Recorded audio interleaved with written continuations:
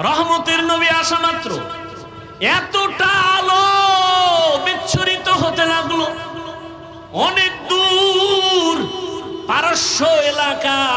আমি আমেনা নিজ চোখে তাকায় দেখি মুহাম্মদ আসা মাত্র এমন আলো দেখলাম, আলোর দ্বারা পুরা পারস্যের প্রাসাদগুলো, রাজপ্রাসাদগুলো ডাইরেক্ট আমি চোখে তাকায় দেখতেছি।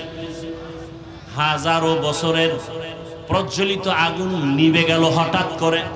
রহমতের নবী আসছেন, রহমতের বাতাস শুরু হয়ে গেছে, উত্তম আদর্শ নিয়ে আসছেন।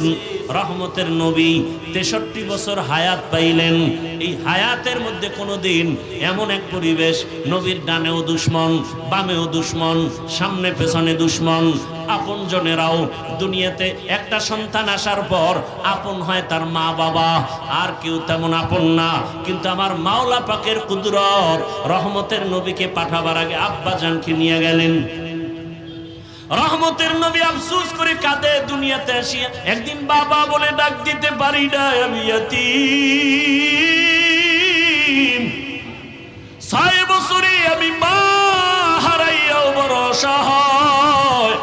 বাবার কবর দেখতে গিয়া মাকেও হারিয়ে ফেলেছি।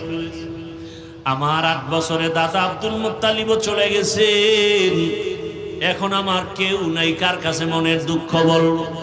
এত বিপদ, আমার ডানে বামে কেউ নাই। এই আমার বংশের লোকেরা পারে না, আমাকে মেরে ফেলবে। কতবার জবাই করার ষড়যন্ত্র চক্রান্ত করলো।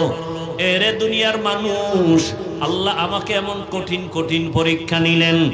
এত নেওয়ার কারণ হলো ভালোবাসার ব্যক্তিটাকে তো পরীক্ষা বেশি নিবেন, এরপরে সম্মান তো কম দেন নাই। এরে নবীর আশিক, নবীর দুশ্মন যারা গালি দেয়, নবী হাসি মুখে বুকে লাগায়, কাউকে দূরে ঠেলেন না, গালিও দেন না।